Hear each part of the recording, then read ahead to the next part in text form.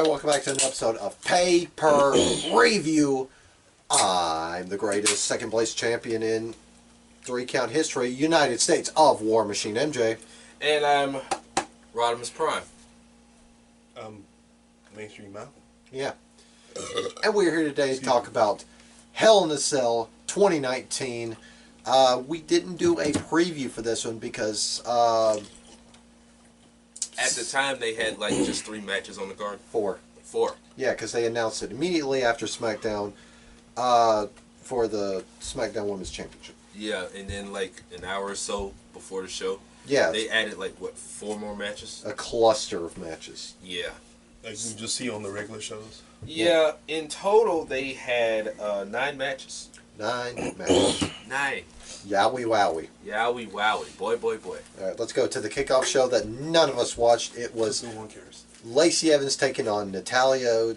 It's pretty much a Monday Night Raw match. Yeah, Natalya ended up winning by submission, 9 minutes, 25 seconds. They showed highlights of this match, and as Lacey was getting up, Natalya was soaking in the cheers of the crowd until she gave Lacey a dose of her own medicine. You almost said sucking in.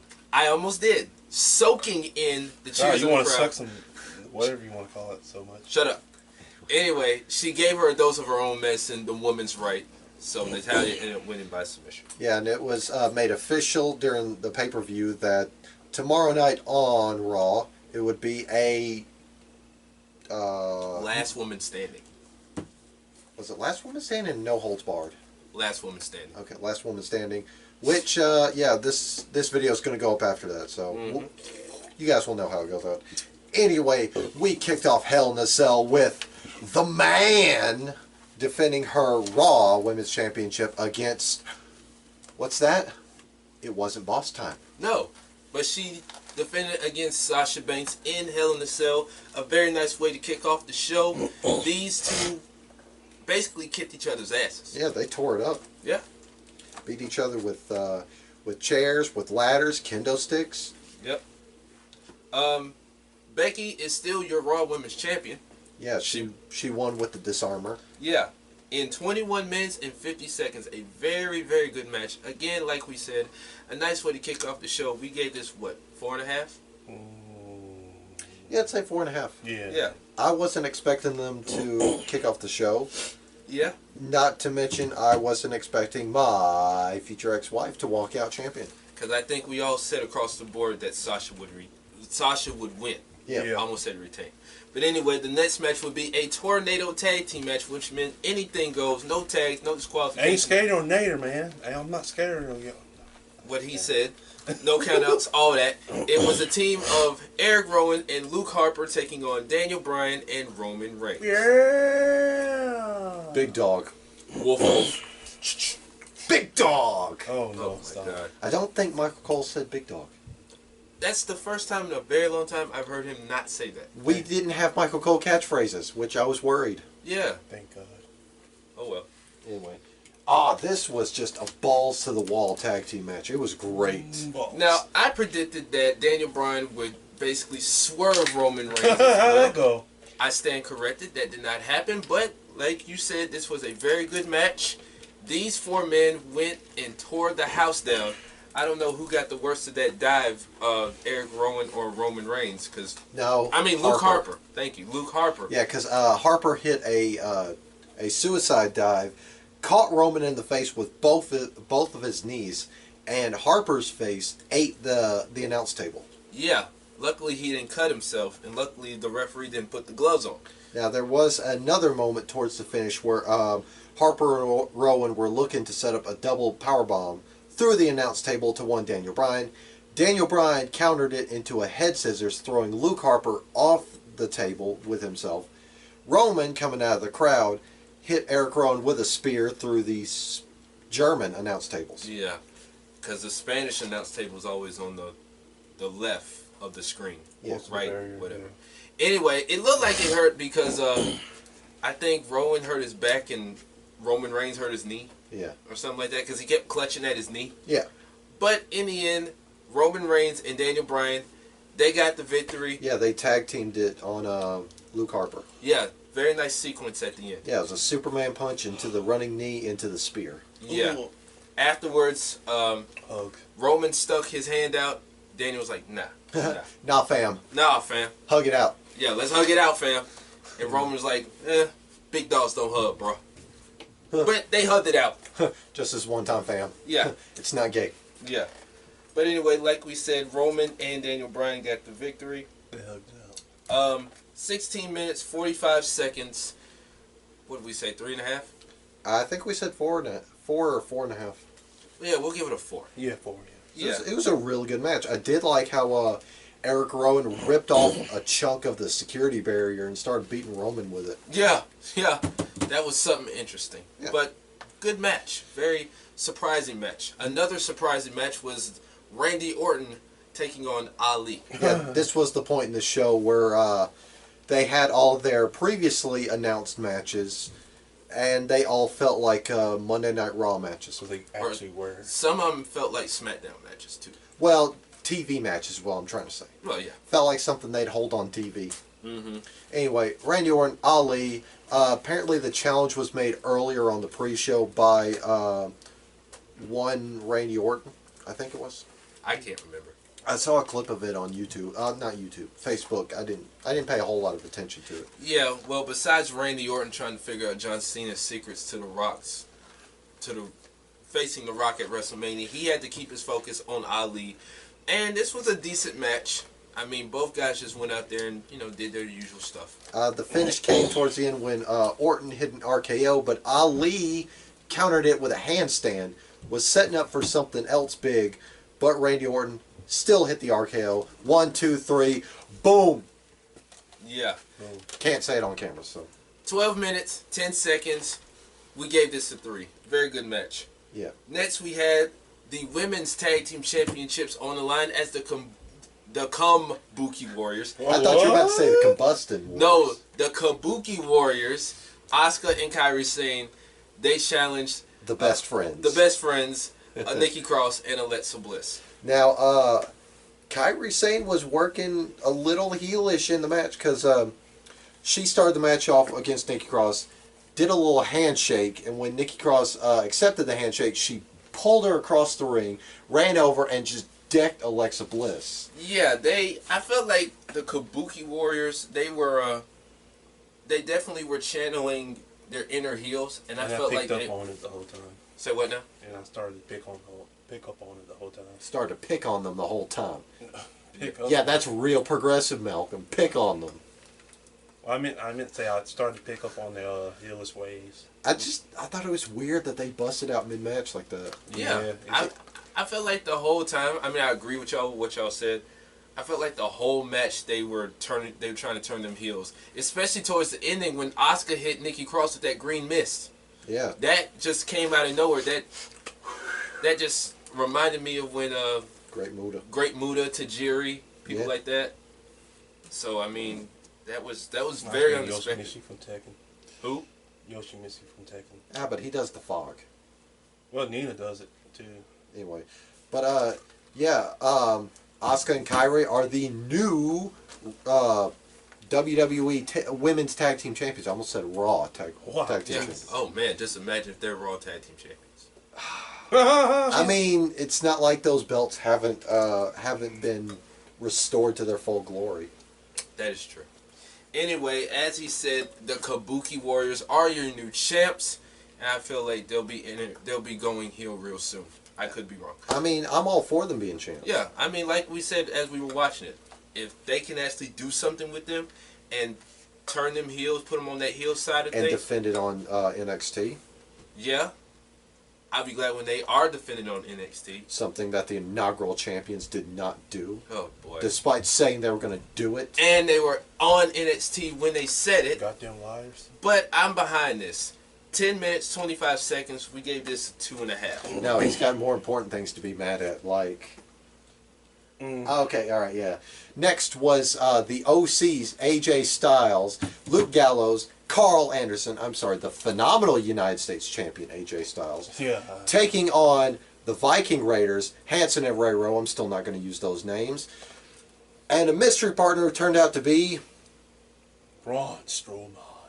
which I immediately just stopped caring for this match. I was like, Yeah, because it's just like I meant to hit the couch. you said Cedric, I said Cedric.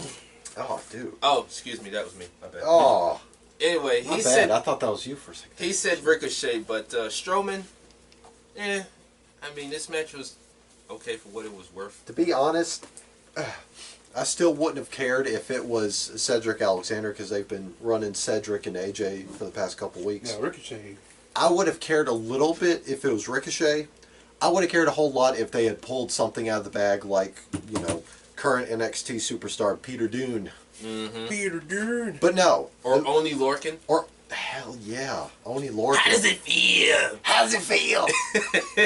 I'm telling you, they need to put a shirt with him on the shirt that says, "How does it feel?" on the back. Or a picture, put it on a shirt, but a picture of him sleeping underneath the bench. That too. Anyway, but no, they picked Braun Strowman, who just, I don't care. Yeah. And they did all this to set up some sort of program between himself and Tyson Fury. That's all it was. Yeah, Tyson Fury is going to have an open mic on Monday Night Raw Beat tomorrow. your ass, asshole. And they kept showing that still of Braun Strowman squaring up to hit that George Mizan. Yeah. Oh, wait. No.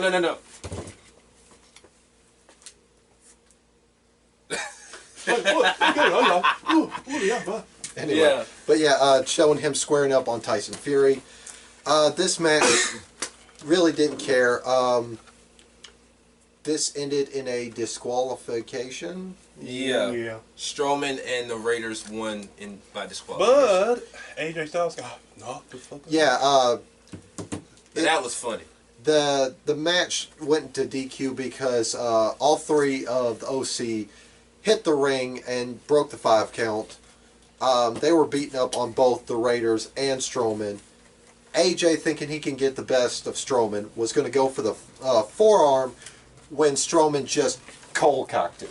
Yeah, and AJ basically tried to get up from it, and he was just like, I'm still here, I'm cool. I don't need no help. Gallows and Anderson were helping him. The ref was telling AJ, "Where are you? What day is it? Yeah. It's Sunday, Sacramento." Yeah, and when he got up to the stage, he tried to hold the belt up, and he was he just like, nah, bro. I thought that was pretty funny. Oh, that was entertaining, but the match I could not care less about. That Yeah. sucked ass. Like we said, Strowman and the Viking Raiders won by disqualification, 8 minutes, 15 seconds. We gave this a 2. Now we move on to... Next was a King of the Ring rematch. I'm sorry, it was a King of the Ring rematch as King Corbin, because these two guys already faced off before in a rematch. Like 2 times already. King Corbin taking on the newly dubbed Shorty Gable. Because Baron Corbin proclaimed that he would be Shorty Gable. And spoiler alert, Gable won this match. But Greg Hamilton said, "Your winner, Shorty Gable." Greg Hamilton needs to be deducted pay. And even Charlie, when she was hosting a backstage interview with the aforementioned Gable, called him Shorty.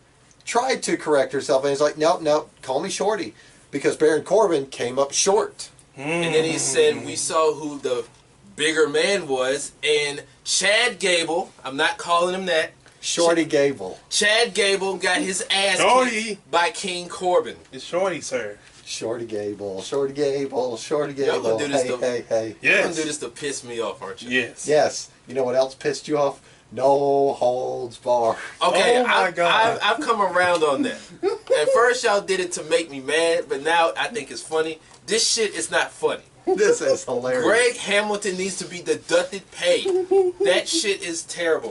I'm telling you, he's got nothing better to do since Shane got fired. That is true, though. Anyway, Chad Gable won Shorty in 12 Gable, minutes. Shorty Gable. Shorty Gable. Hey, hey, hey. Oh, yeah. 12 minutes, 40 seconds. We gave this, what, a 2.5? No, this was we a gave it a 3. 3.5, because this was a pretty good match. It was good. Well, though, yeah. And then he got blindsided, like, out of nowhere from, what's his name? King Corbin. Yeah. He got mad and said, I'm gonna beat your ass.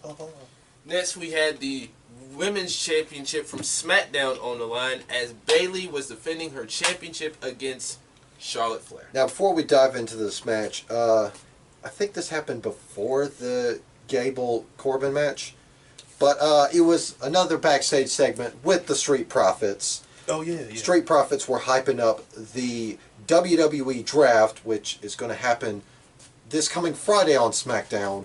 Yeah. And then the following Monday, which is really stupid. Anyway, Dawkins was on his phone doing a pre-draft. And what was the line he said?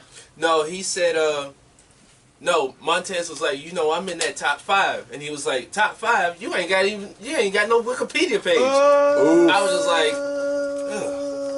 Salt everywhere. That man's career just got ended. Salt everywhere. Anyway, yeah, after that little bombshell was dropped, Truth and Carmella, current 24/7 champion Carmella, came running into the frame with Tamina, who... Oh, no. It's Tamina. Yeah, Tamina, as you say. Yeah. Tamina, who came out of nowhere and pinned Carmella for the title because her and Truth stumbled all over the place. And then when she was trying to run off, Tyler Breeze was there for some reason, and he just got cold-cocked. And Tamina won her first ever championship after 10 years of being... First and only. There you go. I doubt she's... I stand corrected. Her first and only championship, and she's been in this company 10 plus years. She started the same time as the Usos. And she managed them. That is depressing. They've won more titles than she has. And she was the manager. But see, here's the thing. She's been injured. No disrespect. She's been injured more than they have. She's taken time off to do other projects. Yeah. But still, they've had the more success than she has. Again, that's depressing. But, Yeah. yeah. After Bayley and Charlotte made their entrances, we cut to the crowd, and there's Tamina, who's trying to find an escape. Truth and Carmella are hightailing it after her. She cuts through the foreign commentaries, snatches up Funaki and uses him as a hostage. R-Truth tries to do a little kung fu fighting. Funaki wasn't having none of that. And R-Truth says, no, dog, I don't want to fight you. I don't want to fight you. And so Tamina threw Funaki, and props to him. He stuck the landing and went right back to his job. Yeah, and Tamina ended up eating a super kick by Carmella. And R-Truth wins the 24th time. For how many times now? 20th. His 20th. His 2011th, 356, 711 European Hardcore TV Grand Champion, Legends TV title. Yeah, for the 20th time, R-Truth is... I think those numbers are bullshit, but I've lost count at this point.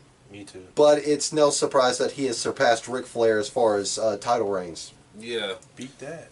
Before his daughter did it, before Cena did it, R-Truth did it. Yes. Yes.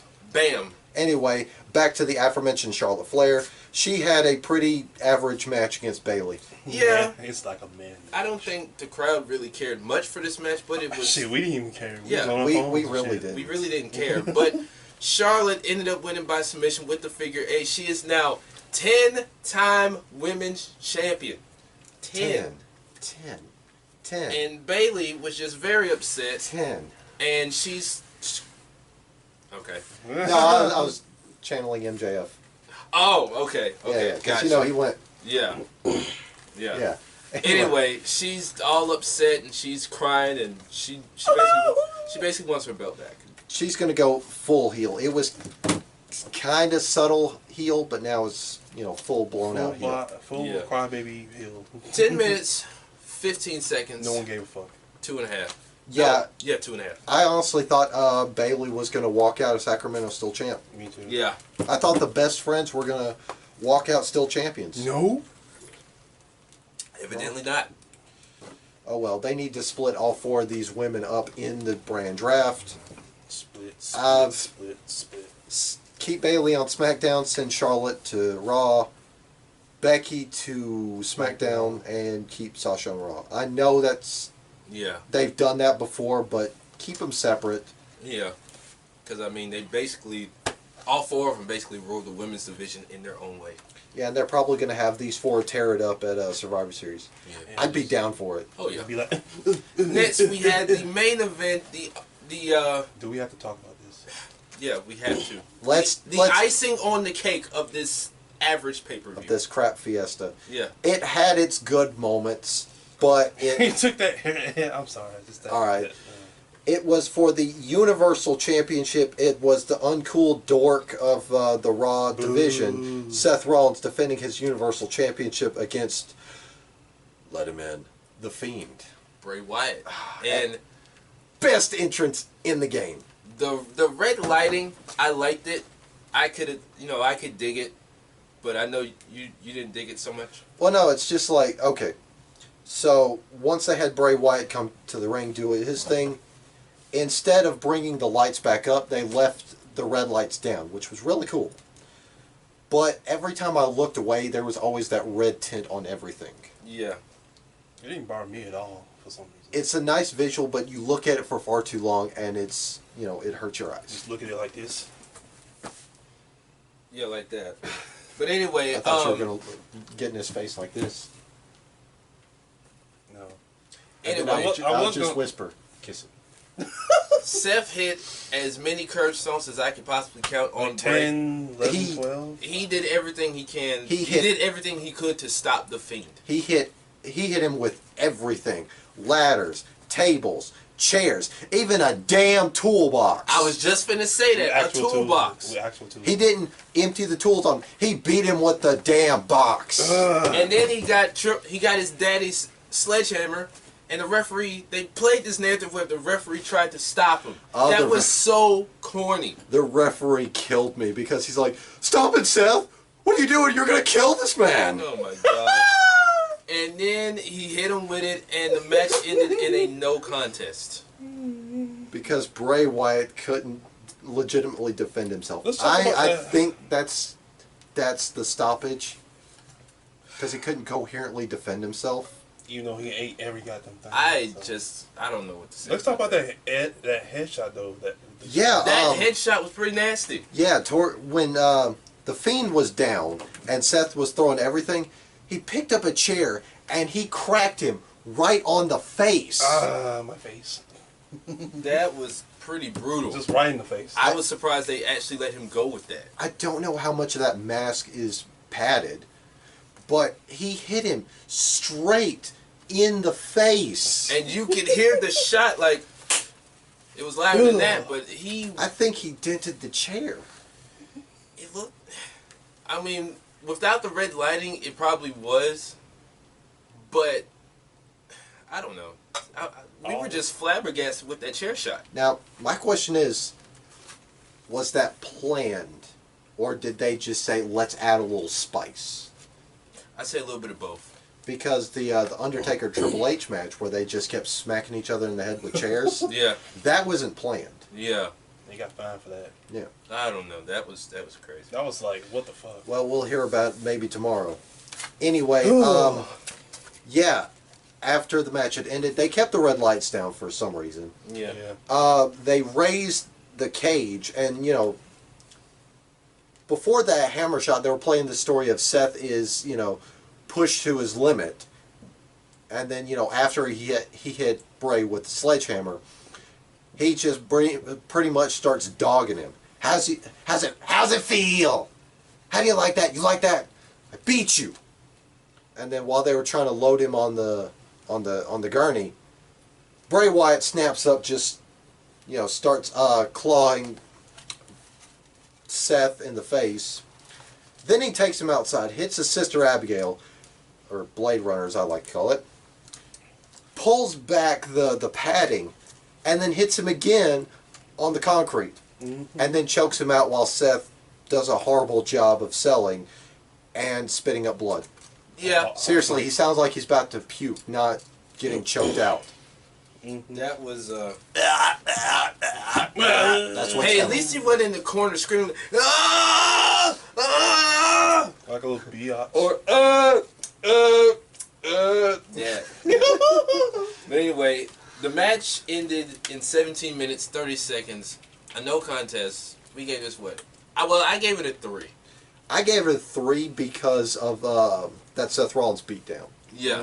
If it wasn't for that, Now, that match would have gotten either a no rating or a 0.5. Well, I will give it to Seth. I like how they tried to make him aggressive towards the Fiend. I'll give him Aggressive. that. Aggressive. Now, the only way they can redeem this, Rematch? turn Seth heel. To an uncool nerd heel. Go full heel. Not this pansy will he or will he won't. No. Full heel. I want him to shake Roman Reigns in the hand and kick him in the business. Or something to that degree. Yeah. But honestly, man, this pay-per-view overall gets a 2. Trash. It was trash. Trash ending to the main event. Now, as far as that ending goes, I was racking my brain about it. I was like, okay, if Bray Wyatt doesn't win, how does he walk out of this without the title but still strong? By killing stuff. Or by have Seth nearly kill him? Yeah. I will say that was the best they can do for having Bray Wyatt not win the match but also not look weak. Yeah. Because they didn't completely ruin this moment. You're like right. like they have done in the past. Because Bray Wyatt walked into this match looking like a legitimate threat for the first time ever. In his career. And then he walks out of the pay-per-view still looking like a legitimate threat for the first time ever. In his career. And no John Cena in sight. Oh, and no shovel. No shovel. None of that shit. No The Rock in sight. We already had that. No 6-minute match, 6-second match. That was actually Eric Rowan that ate that match. That would have been Bray Wyatt if he wasn't injured. Yeah. Yeah. No green screen projection of bugs. That was stupid. That refrigerator still doesn't have a world title match. And It pinned a former world champion. Damn it! hey, at least we didn't get Randy Orton wrestling in slacks and elbow pads. Yeah. And Bray looking like a deadbeat, abusive daddy from the trailer park. I'm sorry, but Come that here, shit. boy, clean your room now. I'm sorry, but that shit was funny. Randy Orton fighting somebody in church pants, elbow pads, and Bray Wyatt looking like an abusive daddy from the trailer park. That match was garbage, but Charlene. looking back, it was funny. Charlene, get your ass over here. Get me some food, bitch. Like we said, the pay-per-view gets a 2. A really mediocre, below average pay-per-view. You know what? This feels just like the Evolution pay-per-view. Oh, God. Because they're focused on the thing that came before it. They're not focused on it until the week of.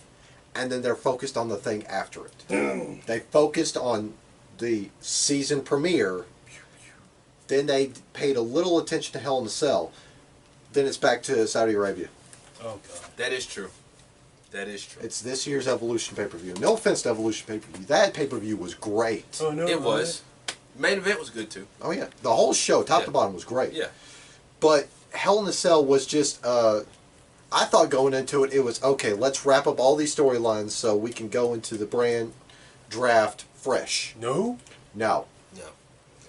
If anything, the only thing that got wrapped up was Roman Reigns, Daniel Bryan. Yeah. They hooked it out, so. I feel like that's wrapped up, but I feel like it's not going to be wrapped up. Want a hug, bro? Don't be. Anyway, yeah, that's Hell in a Cell. You guys know what time it is. If you missed this opinion, but not this ugly face, he has a podcast, Prime Talk with Rodimus Prime, where he's going to be talking about Hell in a Cell. Yeah. It's probably going to go up before this video goes up. So Well, Hell no. in a Cell. It's at when you gonna put the video up? I give it like reviews. I give them a week before I put them up. Give Okay. people a chance to watch it. Okay, because I'm gonna talk about this on Wednesday since I'm off and I have time. Yep. See. So Anyway. episode 12 will be up Wednesday. Yep. But yeah. Trying to think what else. Next pay-per-view that we're going to be looking forward to is Full Gear. Yeah. Full Gear November the 9th. November 9th. Oh, it's November 9th? Yeah. Sweet. Because they have TV 3 days before. All right, awesome. And then after that will be Survivor Series, which it'll be interesting this year. Yeah. Hopefully. Well, yeah. But I think it'll be pretty good. Hopefully better than this pay-per-view. Yeah, better than Crown Jewel is going to be. Ugh. Oh, we're not even going to discuss that. No. No. We don't care. We don't care. We don't motherfucking care. It's a shame because they're wasting Brock and Cain Velasquez. At that dang on pay-per-view. That's so stupid. Dangone. Okay, all right, that's good. They're playing the narrative of when Cain Velasquez beat him up in the UFC in the first round. Yeah. So, I mean, I understand it, but it was just... Could wait that. You could have held that match until Survivor Series. Or at least Rumble. Yeah. Let it build up. Anyway, yeah, that being said, I'm the greatest second place champion Boo. in 3-count history. Boo. United States of War Machine Ninja. Hey, don't hate the player when I win. Don't hate me. Like Booker T said, don't hate the player, hate the game. Yeah. Boo. And I'm Rodimus Prime. Hate your suck-ass picks because he's mainstream Malcolm. We are the 3-count Mafia. We'll see you guys next time.